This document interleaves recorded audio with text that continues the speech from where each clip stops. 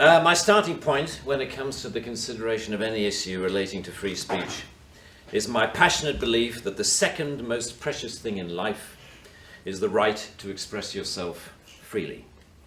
The most precious thing in life, I think, is food in your mouth, and the third most precious is a roof over your head. But a fixture for me in the number 2 slot is free expression, just below the need to sustain life itself. That is because I have enjoyed free expression in this country all my professional life and fully expect to continue to do so. Personally, I suspect highly unlikely to be arrested for whatever laws exist to contain free expression because of the undoubtedly privileged position that is afforded to those of a high public profile. So my concerns are less for myself and more for those more vulnerable because of their lower profile. Like the man arrested in Oxford for calling a police horse gay, or the teenager arrested for calling the Church of Scientology a cult, or the cafe owner arrested for displaying passages from the Bible on a TV screen. When I heard of some of these more ludicrous offences and charges, I remembered that I had been here before in a fictional context. I once did a show called Not the 9 O'Clock News some years ago, and we did a sketch where Griff Rhys-Jones played Constable Savage, a manifestly racist police officer to whom I, as his station commander, is giving a dressing down for arresting a black man on a whole string of ridiculous, trumped-up and ludicrous charges. The charges for which Constable Savage arrested Mr. Winston Kadogo of 55 Mercer Road were these: walking on the cracks in the pavement, walking in a loud shirt in a built-up area during the hours of darkness, and one of my favourites, walking around all over the place.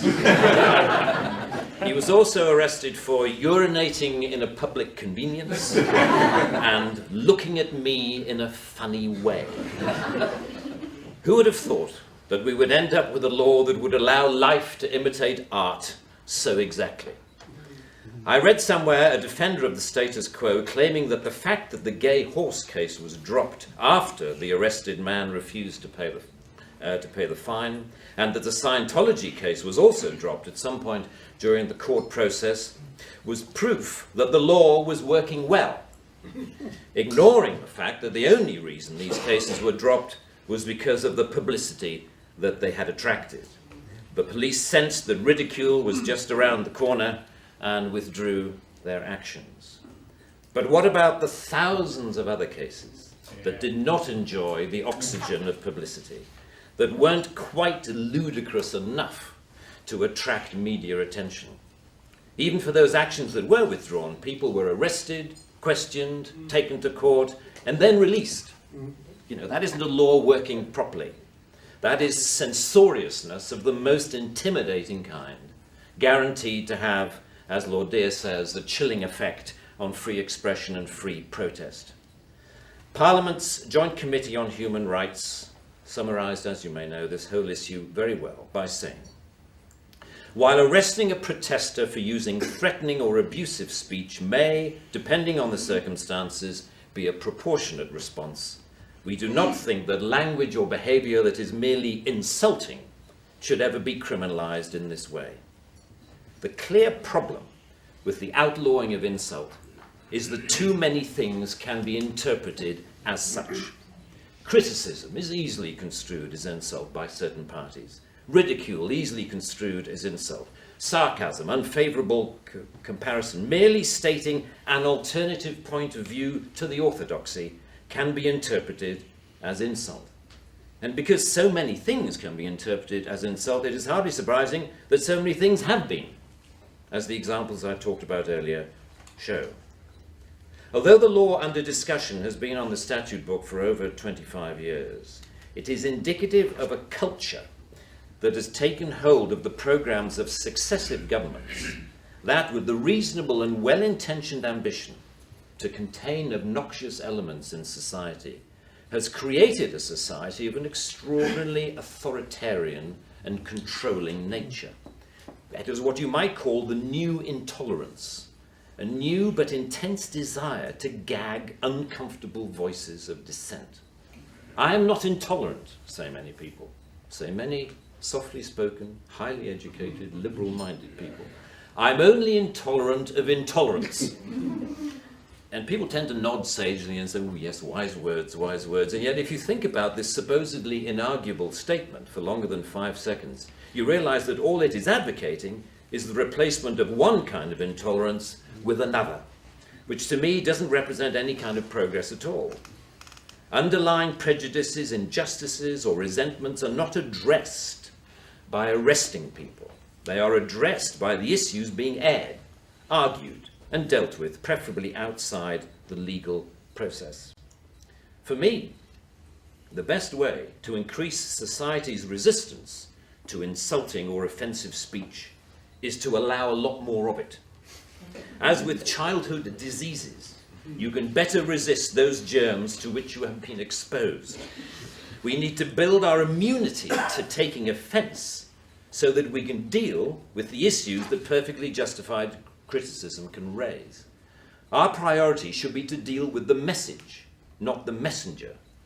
As President Obama said in an address to the United Nations only a month or so ago, laudable efforts to restrict speech can become a tool to silence critics or oppress minorities. The strongest weapon against hateful speech is not repression, it is more speech. And that's the essence of my thesis, more speech. If we want a robust society, we need more robust dialogue, and that must include the right to insult or to offend. And even if, as Lord Dear says, the freedom to be inoffensive is no freedom at all.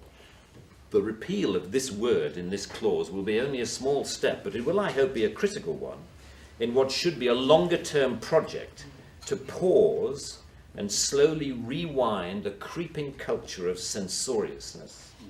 It is a small skirmish in the battle, in my opinion, to deal with what Sir Salman Rushdie refers to as the outrage industry. Self-appointed arbiters of the public good, encouraging media-stoked outrage to which the police feel under terrible pressure to react. A newspaper rings up Scotland Yard. Someone has said something slightly insulting on Twitter about someone who we think a national treasure. What are you going to do about it? And the police panic and they scrabble around and then grasp the most inappropriate lifeline of all, Section 5 of the Public Order Act, that thing where you can arrest anybody for saying anything that might be construed by anyone else as insulting.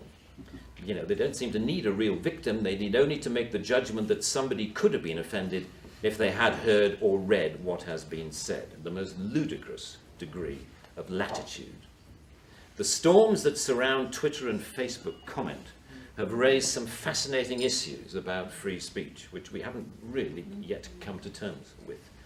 Firstly, that we all have to take responsibility for what we say, which is quite a good lesson to learn. But secondly, we've learned how appallingly prickly and intolerant society has become of even the mildest adverse comment. The law should not be aiding and abetting this new intolerance. Free speech can only suffer if the law prevents us from dealing with its consequences. I offer my wholehearted support to the Reform Section 5 campaign. Thank you very much.